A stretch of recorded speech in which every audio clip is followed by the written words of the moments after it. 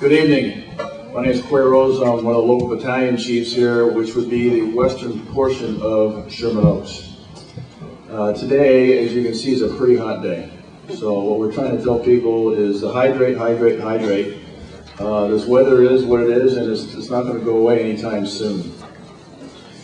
I was assigned to the Griffith Park fire as a historian, and people asked me why the fire did what it did. Well, the main reason for that, because it was not a wind event, and mostly the fires that we see with large rates of spread are on windy days or red flag days, because we have about 5 or 6 of those a year. Because of fuel moistures that we're having right now that exist, they're the lowest fuel moistures on record that we've ever seen. So as you can see to the south of us, we have the Santa Monica Mountains. We have a lot of very dry fuels.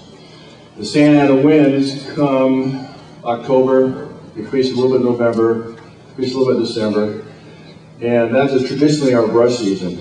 Well, when we look back this past year, there was never really a start and end of brush season. It's just some parts of the year it just is worse, and that's what's coming up over October, November, December.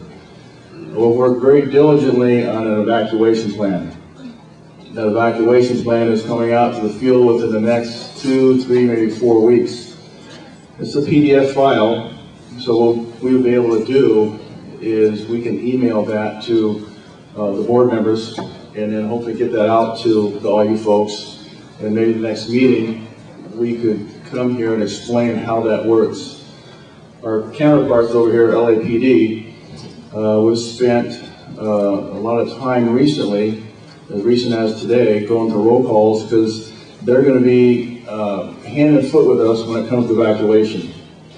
They're going to help us with that, as they did, and took pretty much the lead key role in the Griffith Park fire where we evacuated 300 people.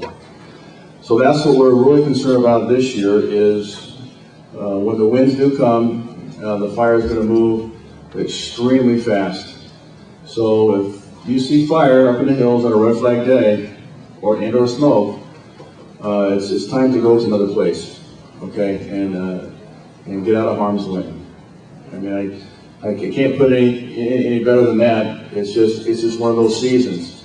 The fire up in Santa Barbara, I just spoke to one of the assistant chiefs up there about some assets potentially going up there, and he said that fire is going to burn probably up through October.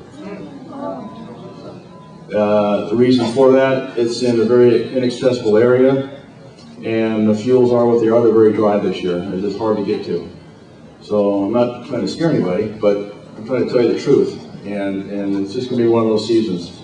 We put our fire patrols in use where we actually have staff vehicles up and through these mountains. Some of them volunteer, some of our own people. We're up looking at different areas within the mountains here behind us. So with that, actually I'm transferring. I'm going down to Battalion 18, but my counterpart will be here right behind me, and Chief Shanley, who is here in Battalion 14, he's actually our brush expert for the entire fire department.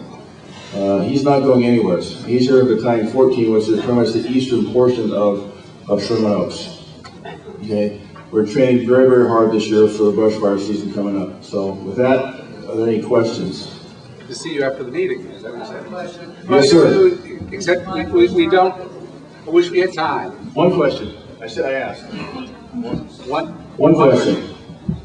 This is my first time at the meeting. I've lived in the area for 44 years, and I'm very much annoyed that on the 405, on Soha, you don't have enough signs to show fire hazards. Okay. Now, you've been remiss, I'm not saying the police department, but possibly the Sherman Oaks homeowners.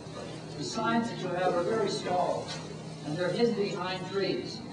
I see no reason why big yellow and black signs, 3 by 4 feet, can't be put on the 405, mentioning every 250 to 350 yards, fire hazard, heavy penalty. Give the $ fine.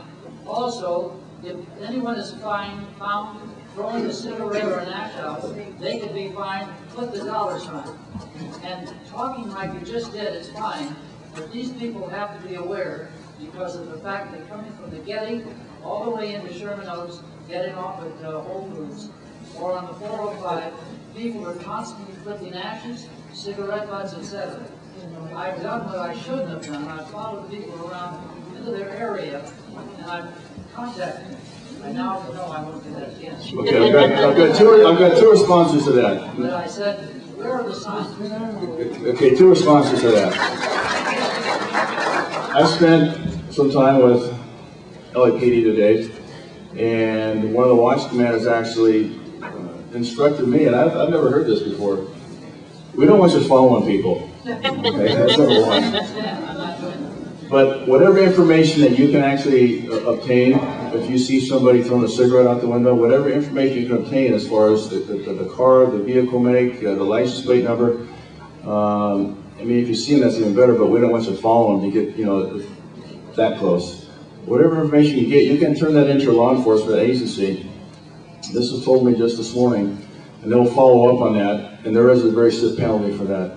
The second part would be the signage. There is signage out there, and what we can do to improve upon that is we can work with Caltrans. I even wrote a note down right here, so I'll take it with me and see what we can do to improve upon that area. Thank you. Thank you. Okay?